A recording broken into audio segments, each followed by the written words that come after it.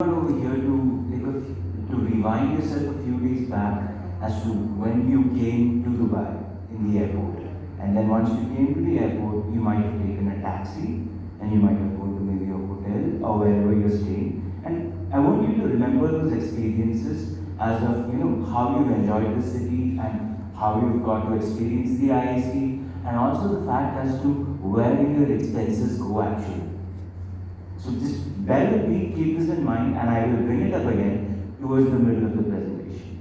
So with this, I would like to start my presentation, which is more towards the development of a tourism spot in the low Earth orbit.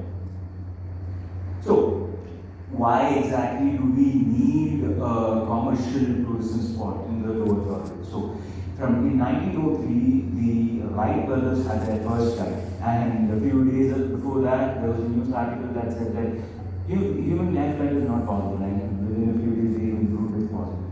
And then from there, in 1961, we had the first human space flight, and also the space station went from there.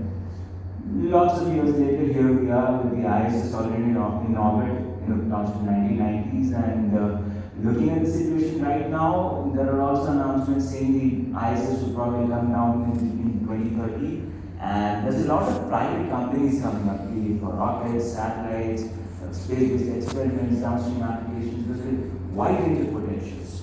So this is one of the right moments to actually start working towards the space station, because developing it and actually implementing it is not as easy as it looks. It does take time and capital. So if we start now, we can get there soon enough. As I had mentioned, the Argonauts mission in 1961. And back in the day, if you really wanted to launch some mass to space, it used to be very expensive. I mean, it used to be like $100,000, $200,000 to just send a kilogram to space. So right now, the competitive rates are anywhere between $3,000 to, you can say, $5,000, at least that's what SpaceX is pitching. So there's a huge increment in the price point. So access in space, at least at the moment, is much cheaper than what it used to be back in the day. And looking at the trends and future projections, it's going to go down even more. As we have already seen, Branson has also made his flight, and Bezos has also made his flight. So space tourism is something that's coming up now, and it's not just a dream, it's very close to a reality. Now, if we also look at the launch sites that are being developed, well, there are already existing launch sites and there are new launch sites coming up as well. And if you look at the distribution of the launch sites, they actually cover the particular geographic tract. And what we can also understand is that if we figure out an orbit where we can successfully match the locations of these spaceports, we can actually bring in certain amount of revenue, because the closer you are to the spaceport, the easier it is to access your space station through launches. So the more optimized your track, the more business opportunities.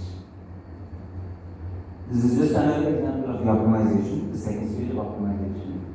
And now if we look at the actual techno-commercial aspect of this, first I would like to start with the orbit decisions. So how exactly do we decide which is the right orbit to pick? So first factor that we need to take into account is altitude. How high is it going to be from the ground? Now you can go all the way up to 1,000 kilometers, you can go to 300 kilometers, but we have decided to take 575 meters, and there's a reasoning behind it. Why 575? That's the margin between 565 and 585. So we ran the simulations, and according to the simulations, we had an idea as to if we are operating in that orbit, what's the velocity going to be. And if it's too fast, you're going to have jet sickness, and it's going to be a very bad experience. What's the point of tourism if you can't be comfortable? So it has to be comfortable, first of all. Second of all, it shouldn't be so quick or so slow that you don't get profitability from it. Because you might have one person launching for the entire day, or you might just have 2 to 3 launches and multiple people coming in. More people, more launches, more activities, more revenue. So we decided to make a balance, and we stuck to 575 kilometers, low Earth orbit as our altitude. Now, if we take some further economic considerations, well, we took the ISS as the baseline standard, because the ISS is currently the only structure that is actually already in space and capable of operating with a lot of humans on it. So the ISS has a current capacity of 7 people, and we are targeting 150. So what we did is we did a baseline estimation, and from there we escalated the values. So the ISS has an operating cost of $2.9 billion. So when you consider those operating recurring expenses for a population of 150 people, now when I say 150, that's actually 200. So there's a 50 decrease for factor of safety considerations. And when you take that and you estimate it, you get almost $170 million as a recurring expense. Now this is a big value, but when you see the profits, you realize this is nothing.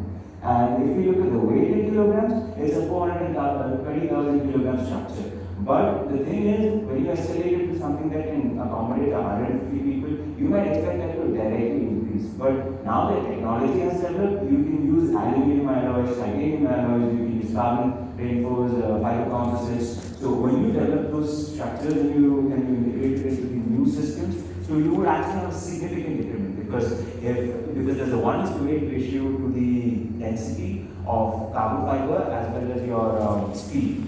So that's a huge profit in terms of operations, establishment, and so on.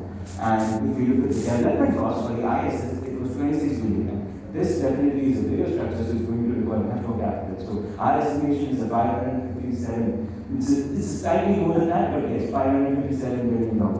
And if you see the graph at the bottom, you'll see there's a lot of lines there. What this exactly means is how many launch vehicles are coming up in the heavy launch category and how much of payload capacity do they have. So if they have more number of launch vehicles and they have more number of capacity, and towards 2026 is where launch vehicles will be entering the market. When that happens, that's going to create a buyer's market. So there's a lot of sellers who need their prices and they need customers. So it's up to the customer to decide whom to pay. So they will create a lot of competitive prices and it becomes much more cheaper to access space. So if they're able to start operations during that time, it's going to be much more feasible. So start then, you need to start the groundwork now. So that's that. And now, the tourism is one part of things. But other than the main tourism things, you also need some of the other side business. So some of the options we have looked at is in-space manufacturing. So you might as well make organs for making souvenirs. So you could say, I got this pen from space, it was made in space. Or you could even actually develop some technological components and even attach it to satellites, develop a satellite and send it from the ISS instead of developing from ground and sending it. There's a lot of possibilities. Then there's the microgravity experiments, nano-satellite deployment options, and Earth observation and communication payloads. So if you put at the base of the satellite, you can actually perform Earth observation-related activities which might be useful for any humanitarian applications such as agriculture, biological studies, and conservation of endangered species. So there's a wide range of applications you can go for. And if you put it at the top of the space station, you can actually look at different kinds of astronomical phenomena, your nebulae, stars, new planets, and so on. So there's a wide range of possibilities where you can get a secondary revenue stream.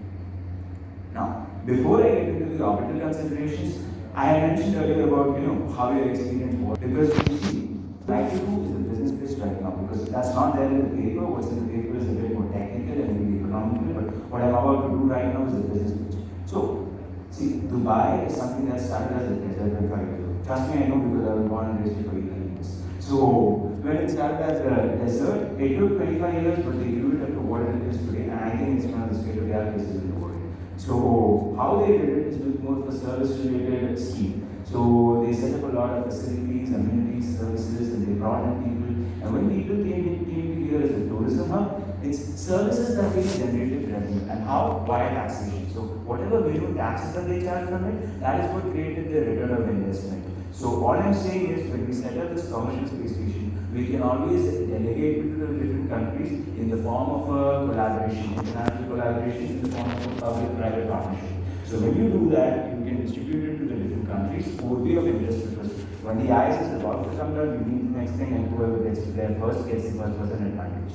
And then from there, what they can do is they can of course delegate it to the other different companies, different organizations. The same way a conference works. So that's the kind of business model I would like to propose. So when that can be executed correctly, that creates a huge return on investment. Now, before I get to the return on investment, I'd like to get to the actual technical orbital considerations. So as I mentioned, 575 kilometers is the average we're considering for our actual altitude, and we're looking at a nearly circular orbit because we don't want to be too close to a particular region or too far away from a particular region. And one of the best things is that you can actually see more than one sunrise at the orbit. And what we're looking at is a velocity that's less than 11.186 kilometers per second because we reach that speed, we get thrown off orbit. And our inclination is 51.63 degrees because that's the appropriate inclination we require if we need to be able to access the bicolor spaceport. So we need to have that at least. And we are looking at a height of, as I mentioned earlier, 575 on an average. And we're looking at 15 orbits per day and a 5-year orbit period. So we ran the simulation to see if it works for 5 years as well as 1 year. And this is the considerations we did. First, we did the simulation of 24 hours to see if we are on the right track. And we looked at the launch, entry and exit options. So per spaceport, how much can we enter and exit? And also how much the solar exposure is there an eclipse period? And for a 150% capacity, we did the calculations and ran the simulation. And we took a Prince-Dominant 45 model for the orbital simulation because this is a low orbit. And we considered a nadir pointing case because sensitive payloads effectively means it needs to point down. And what we did is we took 80% solar radiation pressure assumption because it's always going to be, sun is going to be on only half of the core structure.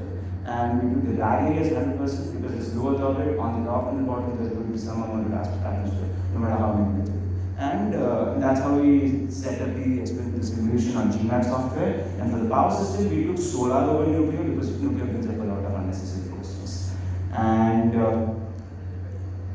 so this is a sample of, when we did the simulation, that's 11 seconds. So that's get over quickly. So that's kind of how the orbit looks like. And we ran it for 5 years. I'm not showing the whole thing because that's going to take a lot of time. But yeah, so we got a stable orbit configuration. So that kind of validates the orbital assumptions in design.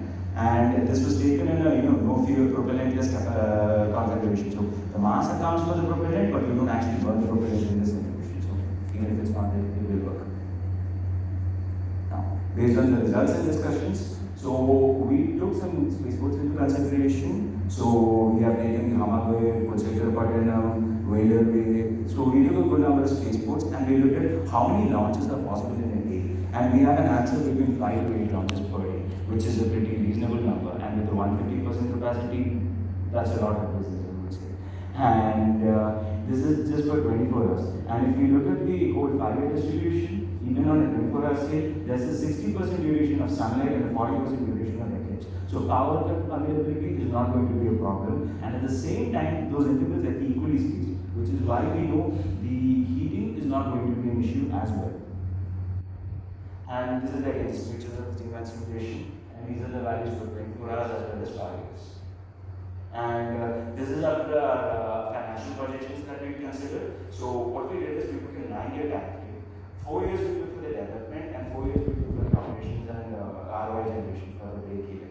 And we took 1 year and overlapped it so that we don't lose much on time. So based on our estimations, if you remember, 557 million for our actual development and 170 million for the recurring expenses. But when we look at the profit generation, and note the point, we are not actually charging anything, we are just using a partnership-based model. So actually we are putting in a price which is lucrative for customers.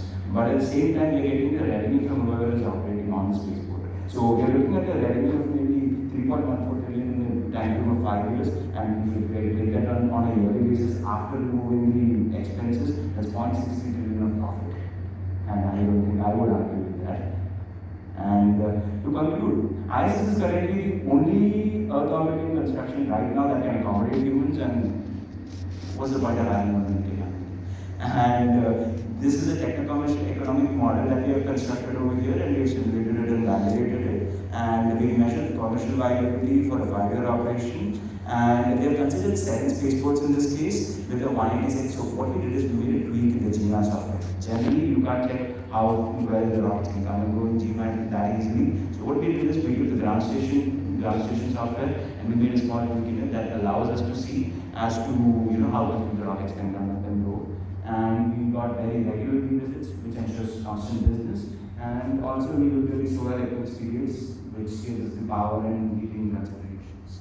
And this is not just for space tourism, but you can also use it for a variety of commercial applications, and it could also support national interests, which are towards peaceful and prosperative purposes. And this would also be a starting point towards future missions to Mars or the Moon or outer planets, depending on how time goes and how technological this can be done. And we require support from the space community because this was my major project in college. So just right out of university and funding things and issues for hence business space. If anyone's interested, it would be a really lucrative opportunity. And feel free if you ask me any questions, because this is just a preliminary analysis, but if we do get the funding and capital, we can do much more of this. So yeah, that's the thing. And these are the organizations that actually supported us, and most of the data we have used is